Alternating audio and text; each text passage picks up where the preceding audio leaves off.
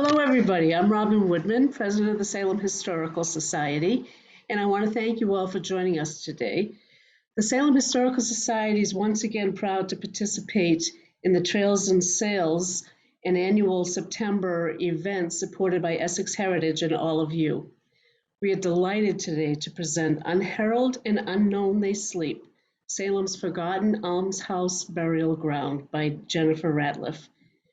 Jen is a Salem historian, as most of you know, who has dedicated herself to uncovering and sharing the forgotten stories of our collective past.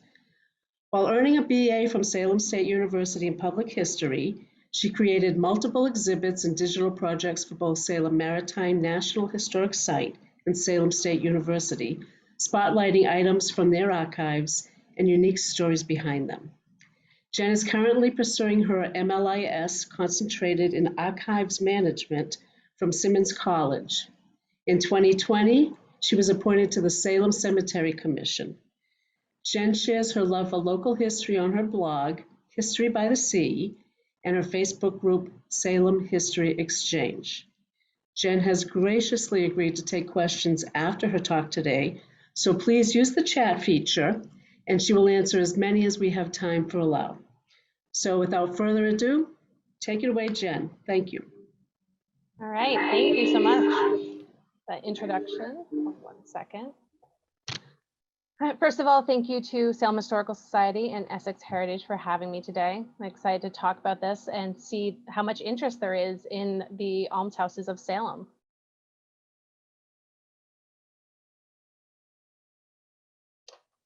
So Salem, Massachusetts is often celebrated for its history of millionaire merchants and their mansions. But there's another side to the city's past, that of Salem's poorest residents, who were relegated to an often harsh life at the city's almshouses.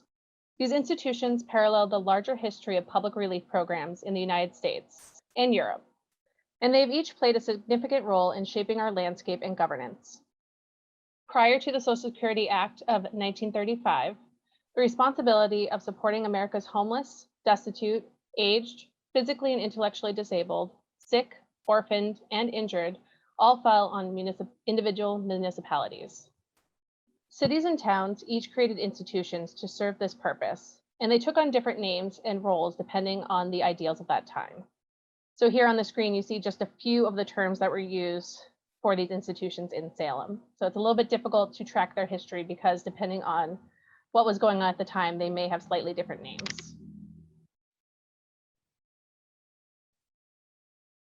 If you've ever heard or used the phrase, "you're going to end up in the poorhouse," then you're already familiar with the concept. For many, the fear of the poorhouse was real and ever present, even making its way to popular culture. In the 1880s, a ballad titled, quote, "Over the Hill to the Poorhouse" by Will Carleton became a major musical hit. The Landlord's Game, the inspiration for our very own Monopoly, included a card that said, "Go to the poorhouse, lose a turn." And until 1978, when one went bankrupt in the board game Life, they went to the poor farm.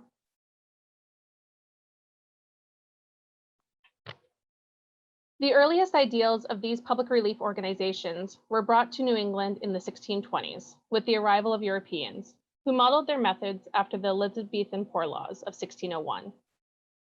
This set of laws was proclaimed by Queen Elizabeth and utilized tax money to fund city-run almshouses, which were governed by boards of overseers. These laws remained in use for over 2 centuries with minimal revisions. Most notably, the Elizabethan Poor Laws distinguished who was worthy of public assistance and established the notion of employment, apprenticeship, and servitude as a relief from poverty. Those requiring assistance would have their worthiness judged by the Board of Overseers. These overseers often consisted of the area's merchants, selectmen, and landowners, who usually had little or no personal experience with the plight of poverty. Established in 1692, Salem's Board of Overseers was no different, and over the years included recognizable names such as Derby, White, Manning, Hickman, and Gardner. The Elizabethan Poor Laws did not only apply to adults, but they also extended to include children and even entire families. In some instances, those under the age of 18 who were not being properly provided for by their family or who were orphaned could be placed with another family or individual until they reached adulthood. This was done with the understanding that the person receiving the child would provide training, necessary care, education, and a moral upbringing in exchange for the child's unpaid labor. Typically, girls worked in the home and were instructed on managing a household, while boys apprenticed with tradesmen and were taught their craft. A few Salem organizations, such as the Women's Friend Society and Salem Female Charitable Society, assisted in the placement of children into local homes. When Congress passed the 13th Amendment outlawing slavery in 1865, they also abolished all forms of involuntary servitude. This meant that the nation's almshouses transitioned to being voluntary facilities, much like modern homeless shelters. Those convicted of crimes, such as drunkenness, could still be forced to do laborious jobs for the city farm or workhouse. Although residents, or so-called inmates, as the term was used, of these facilities were now able to come and go at will. However, the stigma associated with them continued. Here you can see a list of the Salem overseers of the poor from 1771 to 1790, and many of them have recognizable names from Salem history. Some you'll recognize as street names and building names from around the city. Salem, like many cities, had multiple variants of these public relief institutions in its 400-year history. These structures were built in areas separated from the rest of the population, usually on the outskirts of towns, to prevent the spread of disease and to isolate others deemed unfit for society. These previously remote locations may surprise you. One of the earliest known almshouses in Salem was located at the corner of Broad Street and Summer Street, adjacent to the Broad Street Cemetery. It was constructed around 1719, and when George Washington visited Salem in 1789, present-day Summer Street was still being referred to as Almshouse Lane. Reverend William Bentley of Salem's East Church described the area in his diary in 1818, writing, quote, "The old almshouse made 3 sides a square of single buildings of 3 stories, open on the south side on Broad Street, opposite the burying hill. It is likely that those who died while residents of this almshouse were buried in the Broad Street Cemetery, which dates to 1655. Another almshouse was constructed on Salem Common between 1770 and 1772, and later enlarged. It was located near the corner of present-day Pleasant Street and Washington Square. Prior to being transformed into a park space in 1801, Salem Common was a slightly hilly, swampy area with multiple ponds, and was mainly used for grazing by the townspeople's goats and cows. In 1816, Reverend William Bentley described the Salem Common Almshouse in his diary as it was being dismantled and sold for public auction. Quote, "The first house was of 2 erect stories with a door in the middle, fronting south. The roof having Lutheran windows upon a plain roof. The keeper entered on the northwest side and had the corner of the building. The house stood upon a basement story of brick, about half below the surface of the ground. In the western part was for the kitchen and other uses of the economy of the house, and the eastern for places of confinement and such purposes. The eastern end, which was added afterwards, was in the model of the first. When dismantled and auctioned off, the almshouse sold for $96, exclusive of stones, bricks, and all outbuildings." If you look at the map here, I've highlighted Salem's 3 almshouses. Broad Street you can see on the left, where you can also see the Pickering House and Broad Street Cemetery to give you some perspective of where it was located. And Salem Common is in the center, showing the ponds that I mentioned. And at the top right, if you look, you can see the location on Collins Cove, which is what I'll be talking about next.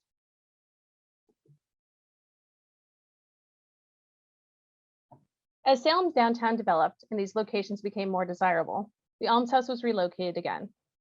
In 1747, a 15-room pest house was constructed on what was then known as Pignell's Point or Roach's Point on Collins Cove, near what would become known as Almshouse Wharf. A small burial ground was created for the pest house victims of smallpox and other contagious diseases. At the time, Salem Neck was largely undeveloped and utilized mainly for fishing and farming, with some industrial wharfs lining the harbor. Until the 19th century, a gate separated Salem Neck and the town pasture from the rest of the town. There were very few structures past Blockhouse Square, which is where Fort Avenue and Derby Street meet. According to a 1998 article by Michael Sokolow, published in the New England Quarterly, The edge of Salem Neck was also home to many of Salem's African-American residents. Sokolow states that by the 1850s, quote, several Black households were situated among Essex and English streets, and more families lived on East Webb Street. The area had a reputation of being seedy and unsafe, as it was close to Phillips Wharf and noisy and polluted terminus for the busy Essex Railroad. The empty side warehouses, noisy smoking locomotives, and drab institutions for the poor and the mad were all unattractive features of the area. In 1799, a new hospital was built at the edge of Salem Neck, in the area now known as Hospital Point in Salem Willows Park. Previously, Cat Island, now known as Children's Island, or also known as Children's Island, had been used to isolate smallpox victims. Salem Willows Park gets its name from the white willow trees that were planted there in 1801. These trees originally offered shade to patients as they were treated at the hospital, and later created an escape from the city's summer heat for residents and tourists. The hospital was lost to a fire in 1818 and was quickly rebuilt. It was destroyed by fire again in 1846. In 1858, 35 acres along this waterfront was designated a public park, and the Salem Willows quickly grew in popularity. During the summer months, horse cars could transport as many as 10,000 visitors to and from the Salem Willows.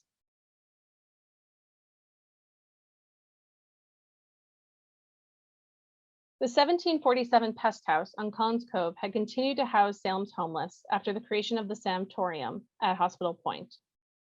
But the old building quickly became overcrowded and fell into disrepair, and the need for a new facility was apparent. In January 1812, Reverend William Bentley remarked on the abandoned pest house, writing in his diary, quote, "We have examples throughout the country of persons frozen to death, one Black man in his hovel, and one child in the old almshouse perished in Salem. The almshouse is not under the town's care, but an old building left for the poor without rent." In May 1815, Salem's overseers of the poor mentioned the town, quote, "to take into consideration the expediency of building a new workhouse and of adopting any measures to support the employment of the poor." They reported that the repairs to the 1772 almshouse on Salem Common would cost an estimated $7,000 to $8,000, and that the current structure was still overcrowded despite the division of the building's attics to create more rooms. In their report, they stated that the building currently housed more than 150 people, and that such is the arrangement of the house that the virtuous poor cannot be kept separate from the vicious, the sick, and insane. People of all descriptions, colors, and sexes are crowded together indiscriminately. There are no rooms where labor of various kinds can be performed with comfort. Their report continued that the current structure was not worth repair, as it could not properly fit the needs of the growing number of residents that would require more land than currently allotted on Salem Common. In turn, a new structure was recommended, which was estimated to cost $20,000 to $30,000. However, the overseers had bigger concerns than the cost of a new building, stating, quote, "The overseers are of the opinion that should a house be provided with accommodations for the various classes of poor, and large enough to receive all who have claims for maintenance from the town, so arranged that those who are able might be put to labor, that the industrious might be encouraged and relieved, that the profligate might be punished, beggars discountenanced, and vice suppressed. Great benefit would result to the town, and the expenses for the poor would be greatly reduced. And what is most important, the morals and habits of the people would be mended."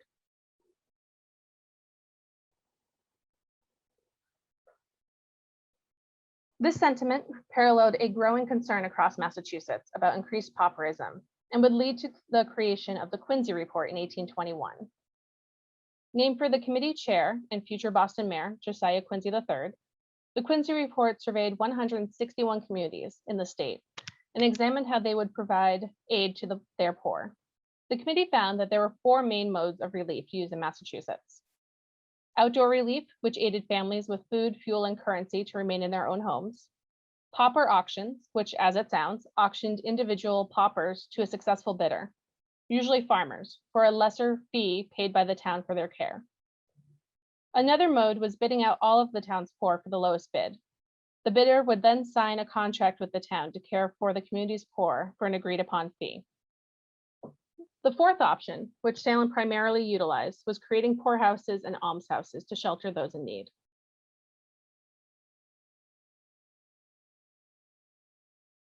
On November 30th, 1816, Salem opened its final almshouse on land overlooking Collins Cove. The first two volumes of the Annals of Salem, published in 1827 and 1849, described the affair, saying, quote, "On the premises of the old pest house, where lie the silent remains of many a respectable tenant, swept away by contagious disease, they erected an almshouse." This impressive five-story building was designed by Boston architect Charles Bulfinch and sat at 200 feet long, with two 50-foot wide wings, and the property also contained two hospitals and a chapel. On February 17th, 1817, Bentley wrote in his diary, quote, "For the first time, I attended a funeral in the new Charity House. We had our prayers in the chapel, and I urged it as a rule that the presence of the corpse is an ancient superstition. The coffin was made in the house, the grave was dug by the subjects of the house, and the bell of the house was tolled. The body was conveyed by the people of the house, and all done by themselves. I proposed another graveyard in Spring Cove to lessen the present burying place by bringing the western wall to the gravestones." Burials were regularly recorded in the reports of the overseers of the poor. Initially, 10 to 20 individuals were interred by the almshouse annually, each with a fee of $5 listed beside their name, for the cost of their coffin, grave clothes, and burial. Often, Salem's overseers of the poor sought repayment for these burials by contacting other municipalities where the deceased or their next of kin may have lived. Now, if you take a look at this lithograph I have on the screen, you can see an arrow that points to the neck gate I mentioned previously, which separated the pasture from the rest of the town. And then the buildings that you can see on the right are of the final almshouse on Collins Cove.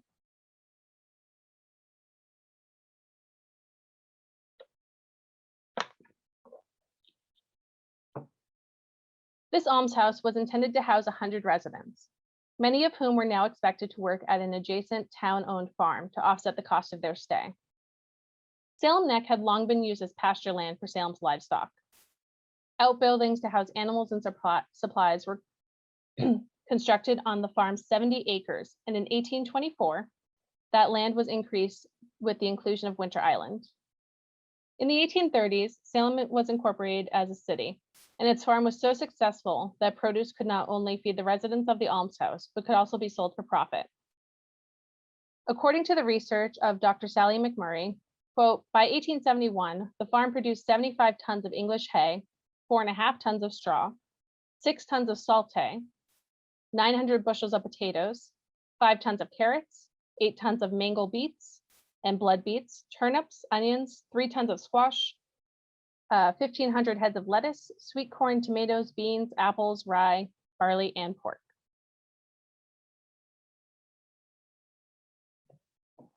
Despite the overseer's recommendations that the residents of the almshouse be put to work tending the farm, the city regularly employed farmers and laborers at $20 a month.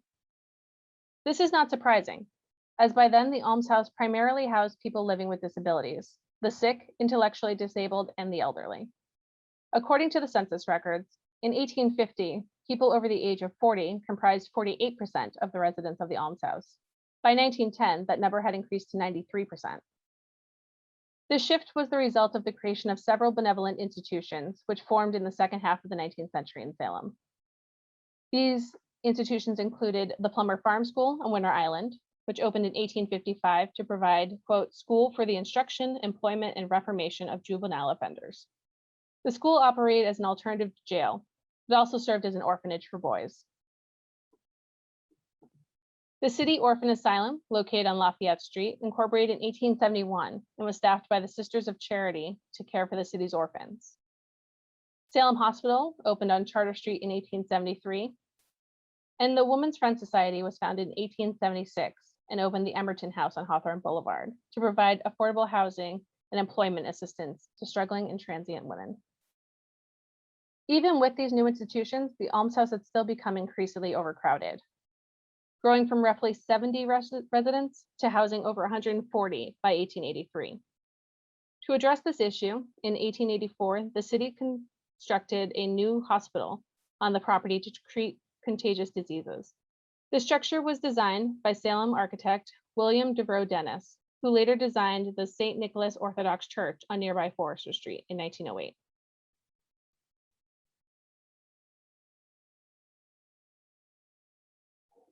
In March 1883, scandal erupted when the Massachusetts State Almshouse at Tewksbury was investigated for poor conditions. Rumors circulated for years that the institution's mismanagement. The Boston Globe chronicled this investigation, dedicating multiple front pages and supplemental issues to the story. The public was shocked to learn of an extensive enterprise between Harvard Medical School and the State Almshouse at Tewksbury. Dr. Dixon, a former Harvard physician, was the first to be questioned by Massachusetts Governor Benjamin Butler and his committee. Dr. Dixon spoke of his experience dissecting, quote, several hundred bodies, which were purchased from the Tewksbury Almshouse. When questioned about these purchases, Dixon stated, quote, the price varied with the supply. The demand was always good, but the supply was sometimes short, from $3 to $5, sometimes $2 a part or $5 a body. If I wanted a body of an infant myself alone, I went to Andrews, janitor Bill Andrews, and asked him to get a body. And after a while, he informed me that he had one. He would wrap it up and I would take it away if I did not want to dissect it there. Sometimes it wasn't safe to dissect a body there, as there were many students who would steal anything they could get their hands on. The governor followed up with a pointed question, quote, state whether you found any bodies which seemed to have no apparent cause of death. Dixon responded, it was a very frequent remark that there was no evidence of disease, no undigested food found in the bodies. A large proportion of the bodies would be said to be of viable children. They would have lived if fed. Butler pushed on. By viable, you mean to say that the children ought to have lived if well cared for? Dixon simply replied, yes, sir.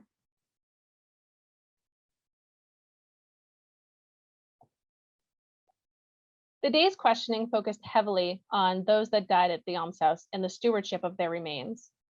After questioning multiple physicians as to their arrangements with the almshouse, Governor Butler quoted Chapter 81 of the law, Promotion of Anatomical Science, stating, quote, with a commendable degree of care for institutions of learning, permits under very stringent regulations, bodies not to be sold, but to be given to medical schools. But before they get bodies, they must give bond that after the dissection takes place, the remains shall be decently buried as to not shock public sense. Butler continued, the misfortune of the law is that there is no penalty attached to it, because the legislature assumed that the sanctity of human bodies would be sufficient protection enough. So the trial continued with the questioning of John Henry Chase, a former attendant at the Tewksbury Almshouse, who spoke in detail about the removal of remains for sale to Harvard Medical School. He recalled the death of an infant whose mother resided at the almshouse. After the infant's body was sold to Harvard, Chase went through great lengths to conceal an empty coffin from the infant's mother and an attending priest. He described filling the coffin with pieces of wood to add weight and nailing the coffin shut so that the contents could not be inspected. Chase stated, quote, I knew what was expected of me when I went there. I had nothing to do any different from that. I did the best I could. I didn't suppose the mother would come, but she did. Frank Barker, Salem's almshouse superintendent and a former supervisor of the Tewksbury Almshouse, was called to testify on the 8th day of questioning. Barker spoke to how the men's quarters at Tewksbury were ravaged by bedbugs, vermin, and soiled mattresses. When pressed about bathing conditions, he acknowledged bathing as many as 15 people in the same water, many of them against their will. When asked if he had witnessed burials at the Tewksbury Almshouse, Barker recalled seeing 2 men remove a coffin from a freshly dug grave one night and place it in a covered wagon. He observed the empty grave the following morning, but made no attempt to learn what happened to the coffin. In the 1870s, Salemite David Ring lost his leg while working for the Eastern Railroad. His wife, Johanna, struggled to support him, but ultimately he was sent to live in the Tewksbury Almshouse. Upon receiving notice of David's death there, his wife purchased a coffin and took the next train to Tewksbury, to bring his body home to be buried. Upon arrival, Johanna was told that there was no body for her to take home, saying it had already been buried, blaming the heat. Despite seemingly mounting evidence, the General Court rejected many of Butler's committee's accusations of abuse and misconduct against the Tewksbury Almshouse. However, the negative press led to improvements in management. Governor Butler later wrote of the trial saying, quote, "The investigation was productive, of great good, because it called the attention of the whole people of the country in the several states to the condition of things in institutions. And investigations of like character into their affairs in the succeeding year were quite general and caused great reform." In a time of rapid industrialization, more than 20 million immigrants entered the United States between 1880 and 1920. Anti-immigration sentiments began to reemerge in many of America's native-born poor, who saw this influx as unwanted competition for work. An 1884 article in the Fall River Evening News recognized the toll of an increased immigration on Massachusetts almshouses, stating, "It may safely be said that the great key to the increase in pauperism in America, and therefore in Massachusetts, is immigration. Without invidious meaning, and with full recognition of the good which this immigration has brought us, it may be affirmed that a movement of population, which in a few years brings millions from Europe to America, must inevitably increase pauperism. Life in a new land, even for the strong and youthful, is not sunshine. Intemperance, which is a very common habit among immigrants, grows worse in cities. Their health suffers for want of suitable dwelling places, and disease attacks them." This increase could be seen in Salem, where the percent of Irish immigrants in the almshouse doubled between 1850 and 1910.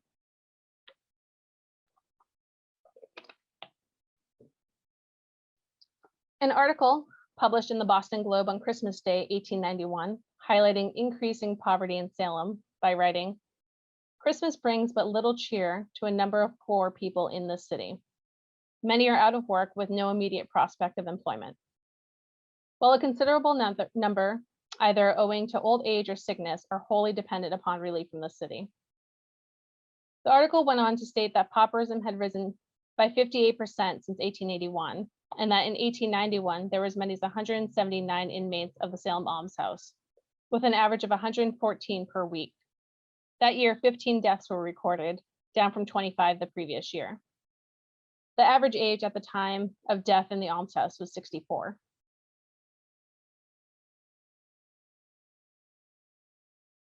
Salem Neck continued to be utilized for public health treatments into the early 20th century. In 1907, the Salem Association for the Prevention of Tuberculosis was created. The organization operated annual outdoor health camps on Salem Neck, where tuberculosis sufferers could be treated and exposed to fresh air away from the city's factories. Adults were treated at an outdoor camp near Fort Lee, while adults were treated nearby at what is now known as Camp Namkeg. The superintendent of the almshouse transported meals from the Hospital of Contagious Diseases to these sites. Annual carnation sales helped fund these operations.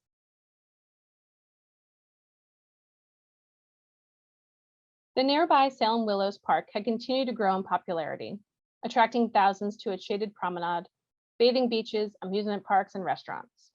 In the 1920s, a new ballroom opened on the line, which showcased headliners such as Duke Ellington and Count Basie. However, the city's industrial businesses soon hit hard by the onset of the Great Depression. The creation of the Works Progress Administration offered renewed hope in the city and employed many out-of-work Salemites. At the time, Salem was celebrated as the first New England city to get back to work after receiving funds from the Emergency Public Works Program. Many credited the creation of jobs to then Mayor George J. Bates for his submission of a thorough work plan and a personal visit to Washington, D.C. One of these projects included filling in a portion of Collins Cove, which extended Lower Essex Street to create present-day Zetella Lane. The new road abutted Almshouse Road, lessening the divide between the Almshouse site and the rest of Salem Neck. A baseball field was soon added, and later Bentley Academy Charter School would occupy the site. Due to the decline in profits, the city farm ceased operations in the late 1940s, and following World War II, the former farm area was developed into neighborhoods for returning GIs. A former foundation from a city farm building was even reused by a home on Larkin Lane. In 1948, residents petitioned the city to rename Almshouse Road, as they found the name disparaging. Salem City Council voted unanimously to rename the road Memorial Drive in honor of the area's many veterans. In 1952, the Crow 2 Club, a social club founded around 1895, and best known for their annual bonfires, relocated to its former clubhouse at 21 Derby Street to the Almshouse Wharf, just steps from the smallpox burial ground. Now on this slide, you can see Collins Cove was filled in. The map shows on the right Almshouse Road with the water on one side. And then the background image shows 1955 with the baseball field on that filled in land.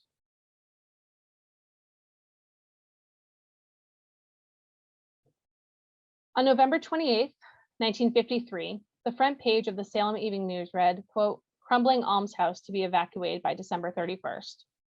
Ancient structure condemned as fire trap for residents, would require fabulous sum for repairs. Will transfer inmates to city hospital or nursing homes." The announcement came after 6 months of stymied deliberation by Salem City Council. After consulting with the state authorities as to the condition of the almshouse, then Mayor Francis X. Collins stated, quote, "They support the one incontestable conclusion. The city home, after 137 years of service, should be closed." He urged the city council to expedite their vote and swiftly evacuate and shutter the building by the end of the year, refusing to prolong conversations with any councilor. On December 12th, Mayor Collins stated, "The physical deterioration of the structure has hastened in recent years because of the repeated reductions by the city council." He continued, "Our own building inspector here in Salem has reiterated that the almshouse is a fire trap. The Salem Board of Public Welfare recommended that the city home be discontinued on December 31st. The almshouse superintendent in his annual reports has repeatedly deplored the conditions of the institution. There is nothing more I can say on this. Continued occupancy of the building is so hazardous that there can be no other consideration." City councilors were incensed by Mayor Collins' absence at their meeting and expressed their concerns over the relocation of remaining inmates of the almshouse. Chairman Francis was quoted as saying, quote, "These once were proud citizens of Salem. They built homes, raised children, paid taxes. All that is left for them now is the companionship of one another, which they find and enjoy in their sort of community living. If we could improve their surroundings, I would not hesitate to support their permanent transfer to rest homes and rooming homes. But we would be offering these folks no more safety than they enjoy now." He continued, "They spent months investigating rooming houses and rest homes. They were disgusted at what they learned. One man dead 7 days before body discovered, another dead for 3 days."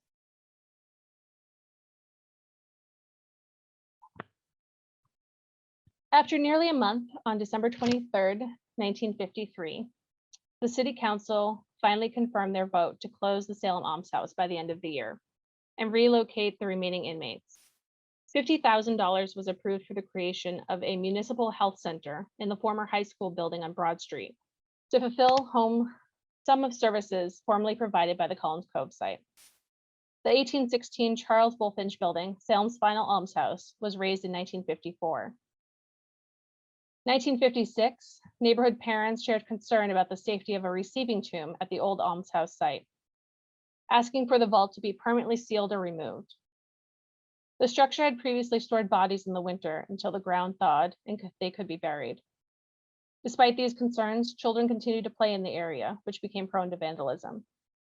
The Salem Evening News reported that the circa 1747 smallpox burial ground near Almshouse Wharf had been desecrated and headstone fragments then strewn among the tall grass. On this slide, you'll see the newspaper clipping on the left, which has a blurry photo of the headstone. So that's the only photo I've been able to find of the smallpox burial ground. As you can see, it's quite blurry. So if anyone out there has a better image, please let me know. The newspaper article on the right shows the receiving tomb, and I've also included a clearer photograph of it. If you look at the top right of the background image, you can see the hospital on the left, the almshouse in the center, and the Crow 2 Club on the wharf on the right, where the arrow is.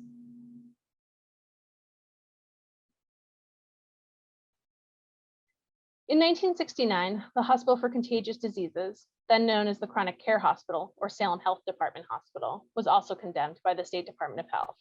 Beginning in 1952, the hospital had pivoted to primarily caring for the elderly and chronically ill. Despite the building being condemned, the hospital was allowed to stay in operation until 1975, when the Shaughnessy Kaplan Rehabilitation Hospital opened on Jefferson Avenue. The Collins Cove site then sat vacant and overgrown and suffered its own vandalism. 5 years after the hospital in Collins Cove was shuttered, Salem City Council began holding public hearings and reviewing proposals to redevelop the area. In March 1983, City Council was asked to vote that the 14 acres of land on Collins Cove be deemed excessive public property with no present public purpose, and that its sale be authorized for no less than $400,000. That June, City Council voted to release the land, with 4 councilors voting against the order. Tensions heightened as land's redevelopment continued to require votes. In March 1985, 8 councilors voted against an order that would prepare the former hospital building for demolition. Historic Salem also communicated their opposition to the building's demolition, stating that it had been recognized, quote, as a locally significant landmark building by the National Registry.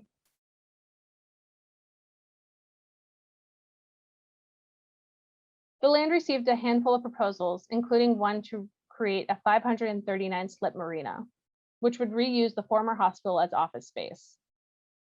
On April 25, 1985, the City Council voted 9-2 to sell the land to the Collins Cove to a private developer, McNeil and Associates, for $625,000.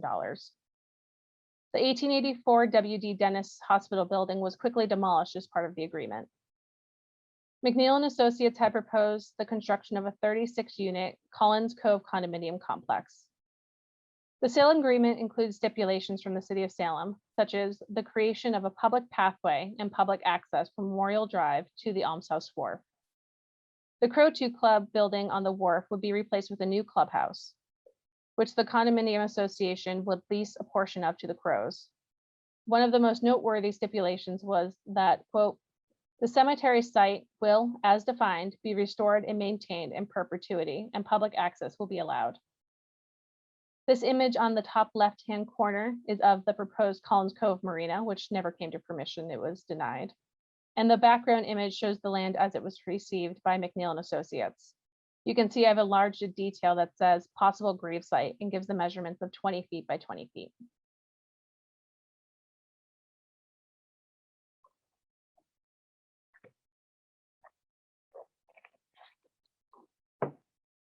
At least 2 burial sites were known to be located on Collins Cove.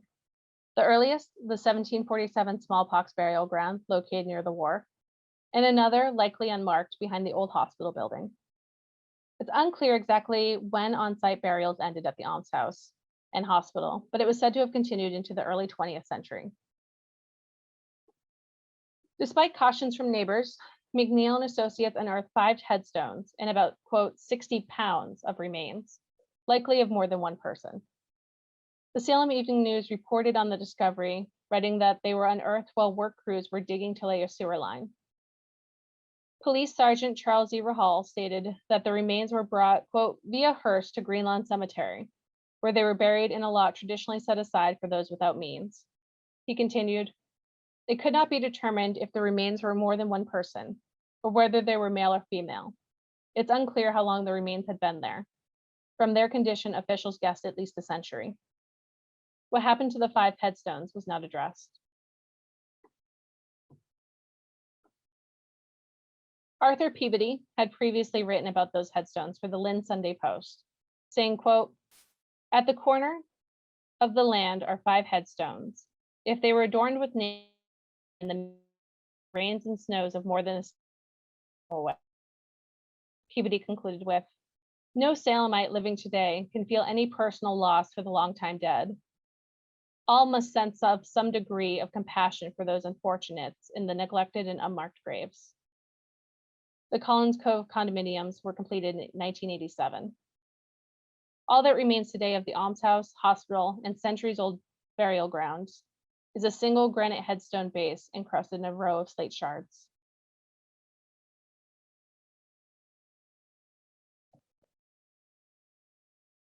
Now, when I get asked to introduce the history of this site, all I can say is this project found me. There's a philosophy that Elizabeth Gilbert explores in her book, Big Magic. The theory piggybacks off of Roman and Greek mythology, as well as Albert Einstein's proclamation that everything is energy. Gilbert writes, ideals are alive and have a conscious will, that they seek the most available human collaborator, moving from soul to soul until they find the swiftest and most efficient conduit to the earth, just as lightning does. Shortly after moving to Salem, I was on a walk with my husband when I distinctly remember stopping on Memorial Drive. In front of what I would later learn was Almshouse Wharf. Nothing in particular caught my eye, but I knew this land had a story to tell. I turned to my husband and said, something happened here. When we got home that night, I began researching the area and learned of its history with public health. I came across an old article written by Jerome Curley that mentioned the smallpox burial ground. I became intent to learn as much as I could about its disappearance. I began to read through Salem's early vital records, recording each death that occurred at the Almshouse. I quickly had over 100 names before making it through the letter F. I realized this project was much larger than it seemed. Although the overseers of the poor kept records of the almshouse's operations and listed burials that occurred, little information is known about those buried, and often they are listed only as strangers. No known plot map exists of the smallpox burial ground, and it is likely that the hospital's burial ground was entirely unmarked. This is where many genealogists hit a major roadblock in tracing their family trees. Piecing together who is buried here could easily be a multi-year project, and unfortunately, we would still be left with questions as to the identities of those interred. Technology does afford us opportunities, such as non-invasive ground-penetrating radar, which could pinpoint where and if remains and headstones are located underground. This would likely require the cooperation of the Collins Cove Condo Association, which to this day has been unresponsive to requests about the burial ground. These are clippings on the screen from the overseers of the poor records showing burials and excerpts from the vital records. I began making the table on the left, later abandoning it to create an Excel spreadsheet when I saw just how many names I was finding.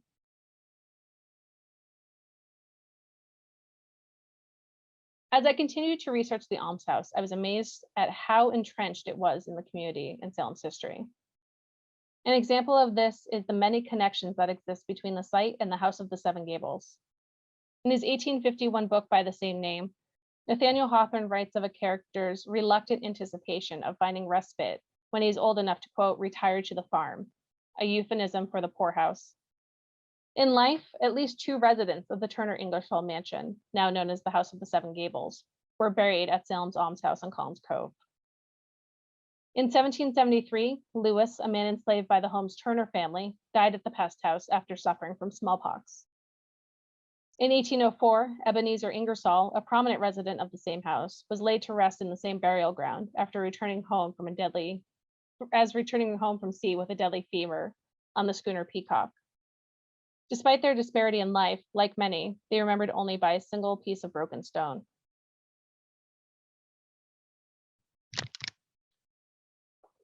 During my research, I learned that the smallpox burial ground was desecrated in the 1960s.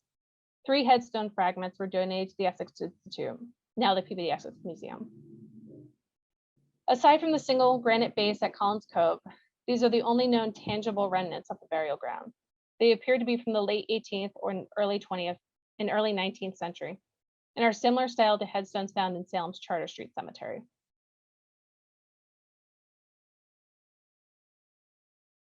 In the summer of 2019, I began reaching out to City Hall and Salem's cultural heritage organizations in search of support for the creation of a memorial to those buried on Collins Cove. The proposal was initially met with mixed reviews, as so much of the area's history and ownership was unknown. Thankfully, Historic Salem and the Salem Historical Commission quickly signed letters of support, and the Salem News dedicated a front page to the story that November.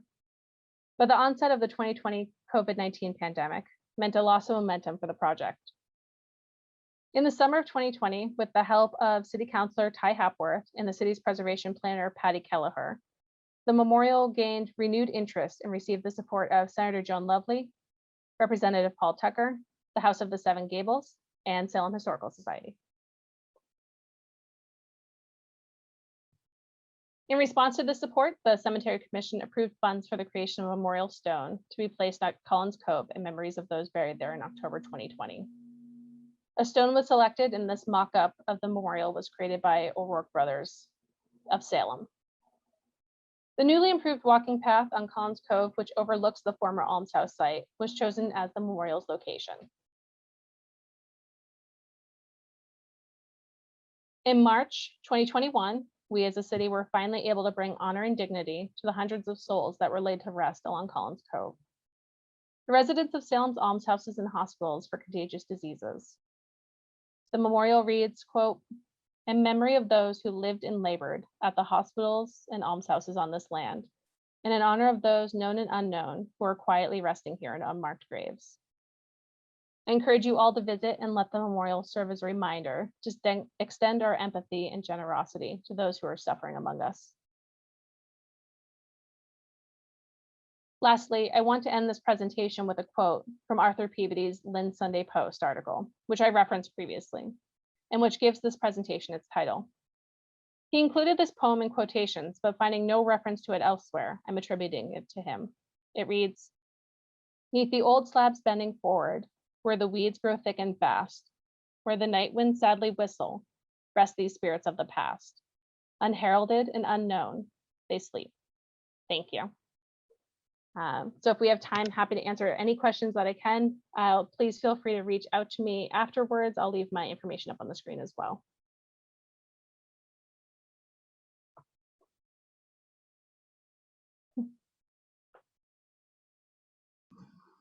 Thank you, Jen. That was wonderful. Very detailed and very thorough. What a great job. Thank you. But I have to admit, I have to agree with, is it Gail Rosenfeld? Such a sad story. It is. From beginning to end, but fascinating. I'm so glad you're doing this work. Thank you. We have another comment from Nancy Rooney, who says, "Great seminar." Thank you. Anybody have any questions that they'd like to put to Jen? There's a lot of unknowns, but I'll try to answer what I can. Let's see. Terrific research and presentation. Thank you, Jen, and the Salem Historical Society. Well, you're welcome. Do you have a list of the sources you referenced? I do, and I can email that to you directly because there's a lot of them. The biggest archival collection, I usually get asked where people can find records for the Almshouse, and the biggest collection is at the Phillips Library, part of the Peabody Essex Museum. It's mainly overseer of the poor records, so it's from the early 1800s. The newer records from the 20th century would be with the city of Salem, but I haven't been able to locate them. I have been told that they might be lost. But hopefully they turn up. Let's see. Thanks. Is there any way to know when the last people were buried there? I know a relative that died there in 1929, but she was apparently buried at the church in Beverly. Yeah, so I didn't find an exact date, which is why I didn't include a date on the memorial. The best I could find is that it went into the early 20th century, and as there was less and less fears about disease from burials, less burials happened on site and began taking place at Greenlawn, where they have a section for those without means, and other church burials as well. Somebody wants to know if how many veterans lived in the Almshouse, any Civil War veterans? Probably a lot. I didn't get an exact number. I looked at census records from 1850, which would have been pre-Civil War, and then again in 1910. But I bet if you looked at the 1870s, you would probably find a lot of Civil War veterans, people that were injured, that came back with PTSD, that had no means when they returned. That's likely where they would have ended up if they didn't have family members or a church that would take care of them. Okay, and Darcy wants to know, are any of these sites included or talked about in any of the Salem historical tours? So I haven't heard of anyone venturing out to the Almshouse site before. There's more interest now that there's information actually together in one spot that you can learn about the site. Before it was a lot of little tidbits. Like I had said, people like Jerome Curley were writing articles talking about public health that included information but I haven't seen any tours go out there. Now that there's a memorial, hopefully people will walk over and take a look. Absolutely. And it's a nice memorial too. Well done. Somebody wants to know what you think, why you think people don't or don't want to remember such places as the Almshouse. So I'm actually really interested in like dark tourism and how we memorialize scenes that have a tragic past. We see that a lot in Salem with the witch trials on how we decide how to memorialize things and how we decide to ignore other aspects of our history. I think for a long time, the almshouse was treated as a statistic. The city looked at it as how much money are we spending to care for people? How much money can we take in from other municipalities that can claim these people? There wasn't this focus on the individuals themselves that were there. And I think just with time, people wanted to forget about, how it was home to an almshouse, instead focus on, the housing and the luxury condos that were there as time went on. I think now people are looking back, and there's a lot of projects that are focused on almshouses, poor relief, and it's really getting its time to be a part of history when before it was pushed to the side. Agreed. And somebody wants to know, but this may be difficult to answer because of the lack of knowledge of the residents. How many would be Protestant versus Catholics? I haven't seen that information. Mainly, I've seen birthplaces listed. I haven't seen religions listed. I know with there's the Metfern Cemetery has separated sections that are done by Protestant, by Catholic. So each person was buried based on their faith in a different section. I haven't seen records of that happening here. I think, unfortunately, it was kind of more of a mass grave for bodies that weren't taken elsewhere. Right. And Jeffrey Winters once mentions that his grandmother grew up there, and we had talked about an email he had sent earlier in the week. Her father was the supervisor in the 20s and the 30s, 1920s and 30s. You were able to come up with something on that? So I was able to find the 1910 census. I don't know specifically if they were already working there at the time, but superintendents would have lived at the almshouse with their families. They didn't have their own house like at other institutions. They actually had a section or a room at the almshouse. So they were really living their lives among the patients and the work that was being done. And let's see, Darcy asks, what area is ignored that you feel should be talked more about? The almshouse. There's a lot to Salem's history that gets overlooked. We really tend to focus on the witch trials, of course, maritime history, and the wealthy merchants that came out of Salem. We have a focus on Chestnut Street, the mansions that were along Derby Street and Salem Common. I'm really fascinated in history like this, that is what everyday people of Salem were experiencing. A lot of people were affected by the almshouse, whether they received care in their homes, whether they had family members that lived at the almshouse or died at the almshouse. It really played a part in the city. And we don't talk about, even looking at records for the House of the Seven Gables, the children of the settlement house there were bringing Christmas gifts to the children at the almshouse annually. That was a tradition of theirs. It really was an integral part of the city, and it hasn't been remembered in that way. A concern of mine was that the burial ground until this point hadn't been marked, and most people in Salem didn't know that it ever existed.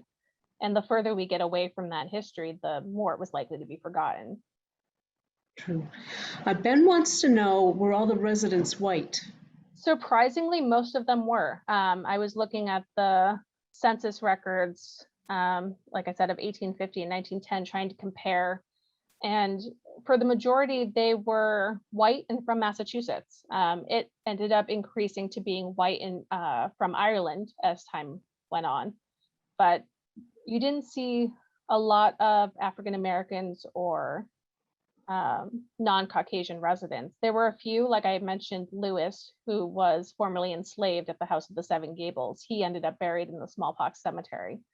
But surprisingly, I'm sure at times it changed, but it wasn't the overwhelming majority. It was mainly white residents. Okay. Well, that's all we have for questions, unless anybody has anything else they want to ask Jen. Now's your chance. My email is up on the screen. Feel free to reach out to me if you think of a question later. I know someone asked for sources. If you email me, I will send you sources. Excellent. Well, thank you, Jen, for your time today. We really appreciate it. Great job. Thank you so Very much to everyone informative. that came up to listen to my speech about the Almshouse. And I want to let everybody know that this recording will be on our website, the Salem Historical Society, salemhistorical.org. So if you missed any part of it, feel free to go there and take a look.